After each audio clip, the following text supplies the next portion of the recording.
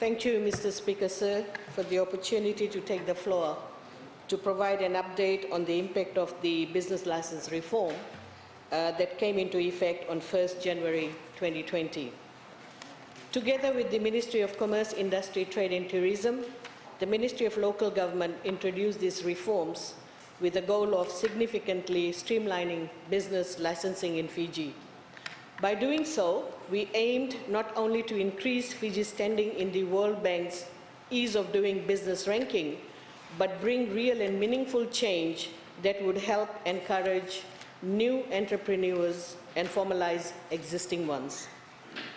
We are aggressively pursuing a more streamlined, business-friendly climate here in Fiji, and by doing so, we are encouraging more Fijians to become entrepreneurs, attracting more foreign business people to invest in our country, and in effect, cultivating more economic growth. Amid the economic uncertainty of COVID-19, I think we can all agree these steps to streamline Fijian businesses are more crucial than ever, particularly when we are encouraging Fijians to be a job creator. Mr. Speaker, sir, previously, a number of challenges faced Fijian businesses, challenges that these reforms have tackled head-on. Firstly, we prioritize standardization. Previously, the processes in place around the country differed with different requirements and timelines. Now our reforms have established a single standard process to be used all throughout Fiji. Thanks to this newfound standardization, any Fijian who wishes to obtain a business license can now expect a decision within 48 hours of lodging the application. Secondly, we realigned the approval process. Previously, it took some time to obtain all the necessary clearances from several regulatory authorities before a business license was issued. Understandably, this could prove frustrating or even discouraging for entrepreneurs and investors. Adding to the confusion, municipalities were held accountable for any delays, even those that were out of their control.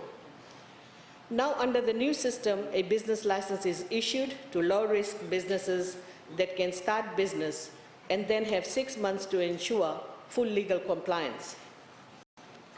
This means that individual regulatory authority will be directly accountable for the service turnaround time, adding efficiency and accountability across both government and the private sector.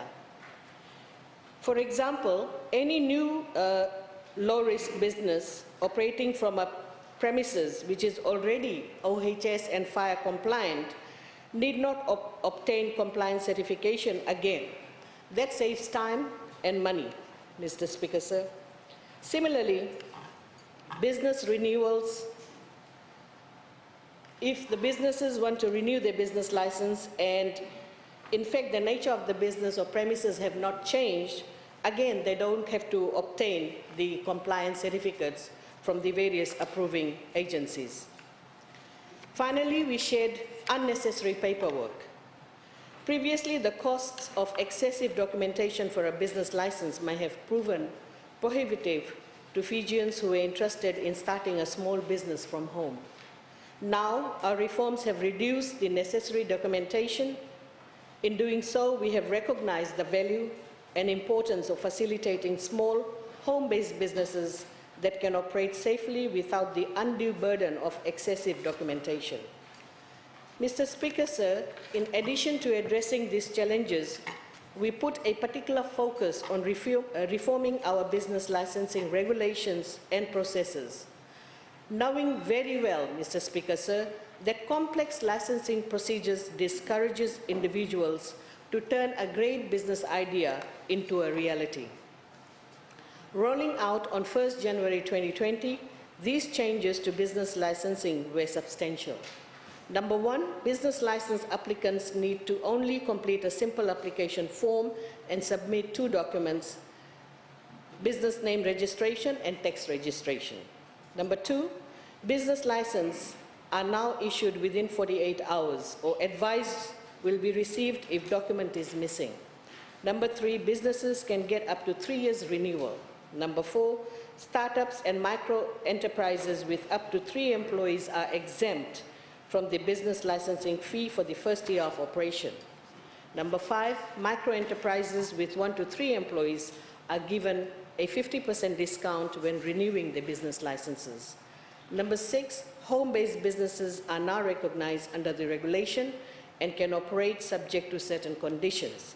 Number 7, low-risk businesses are given the green light to start far more quickly, while those businesses classified as high risk, these are food handling, use of chemicals, or manufacturing businesses, they cannot start operations until they comply with all the relevant regulatory requirements, so as to ensure the health and safety of all Fijians.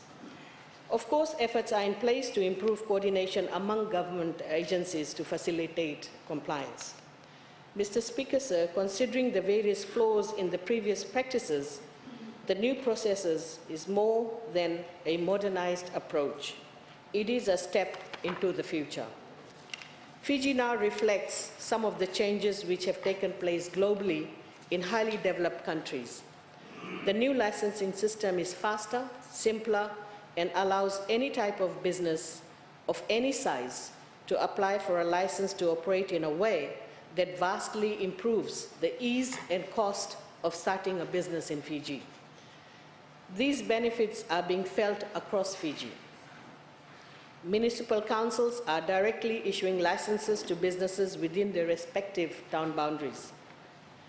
Businesses are actively taking advantage of the 48-hour business application processing period to register new businesses and renew existing ones.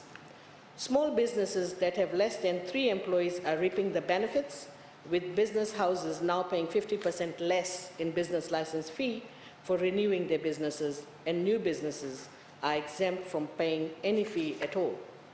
Mr. Speaker, sir, reforming business licensing is a starting point for improving the investment climate. We've already seen real results from these reforms, with more business licenses issued in the first 3 months of 2020 than over the same period last year. There were a total of 15,069 business licenses issued from 1st January to 31st March 2020, compared to 14,121 business licenses issued over the same period in 2019.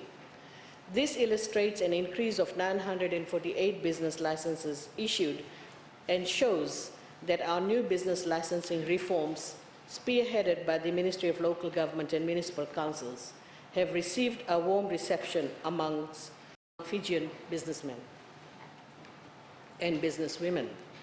There's also a significant increase in the number of new businesses registered in 2020 compared to the same period in 2019.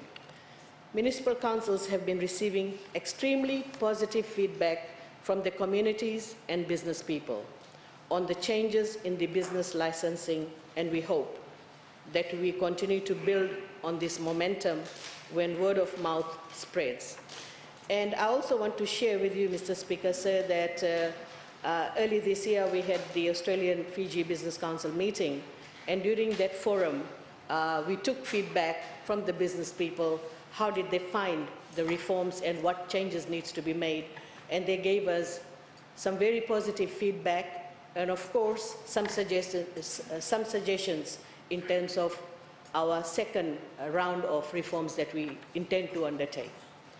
Mr. Speaker, sir, now that it is quick and easy to obtain a business license, Fiji has immediately become a much more attractive and welcoming place for aspiring business people. For Fijians, these changes mean that there is very little hindrance from having a go at being business people and tapping into their true potential. Many small businesses can be launched from home with a very low startup costs, and we can truly feel the excitement about what this will mean for people all over the country. Despite all this good news, Mr. Speaker, sir, it is clear that we must prepare for a very different picture for the remainder of 2020. With COVID-19 taking devastating toll on the global economy, Fijian businesses are already feeling the impacts. Mr. Speaker, sir, The COVID-19 pandemic has obviously had an adverse effect on Fijian businesses, with some already being forced to close due to the ongoing economic fallout. Physical checks were made by the councils in their respective municipalities to comprehend the nature and number of businesses in the CBD area that were closed down due to the pandemic. The on-the-ground survey carried out by the municipal council showed that the economic impact of COVID-19 is evident throughout our municipalities.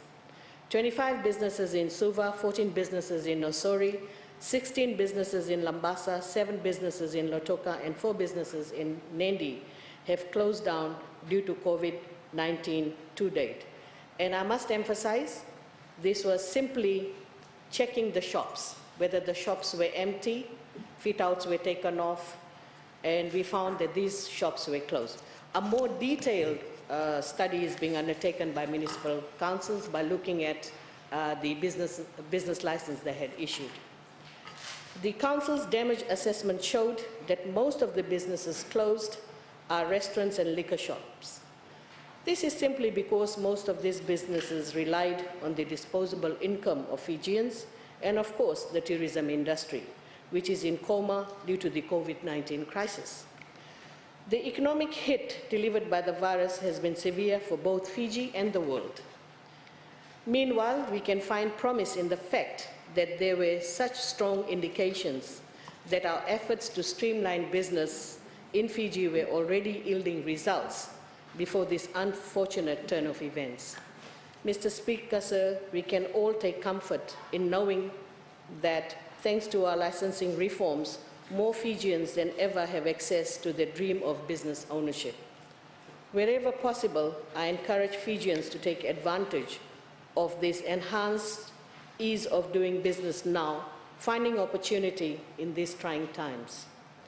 The fact that it is now so easy to start a business means that many more people will be able to take that plunge. Knowing that the first step is so often the hardest, we have eased that burden as much as possible. Mr. Speaker, sir, the special consideration to home-based businesses will be especially helpful to vulnerable groups, including older people, single mothers, and people with disabilities. Now, the most substantial barrier is psychological.